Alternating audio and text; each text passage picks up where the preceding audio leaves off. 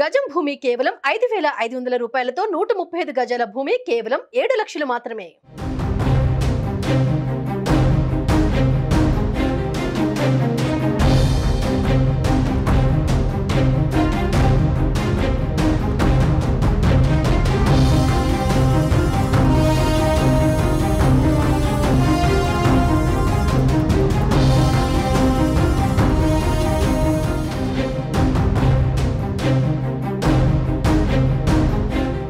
ఏపీలో రెండో రోజు పర్యటనలో భాగంగా కేంద్ర ఎన్నికల బృందం స్పీడ్ పెంచింది. జిల్లా కలెక్టర్లు, ఎస్పీలతో సిఈసి బృందం సమావేశమైంది. తొలి రోజున 18 జిల్లాల సమీక్ష జరగగా ఈ రోజు 8 జిల్లాలపై సమీక్ష నిర్వహించారు. నంద్యాల, కర్నూలు, సత్యసాయి, అనంతపురం, ఎన్టీఆర్, అన్నమయ్య, చిత్తూరు, తిరుపతి జిల్లాల కలెక్టర్లు, ఎస్పీలతో ఈసీ బృందం సమావేశమైంది. కాగా ఏప్రిల్ నెలలోనే ఎన్నికలు నిర్వహించేందుకు అధికారులకు సిఈసి సంకేతాలు ఇస్తున్నట్లుగా తెలుస్తోంది. ఏపీ పర్యటనలో ఉన్న కేంద్ర ఎన్నికల బృందం చెక్ పోస్టులు, ఎన్నికల తనిఖీ కేంద్రాల ఏర్పాటుపై సిఈసి బృందం ఆరా తీస్తోంది.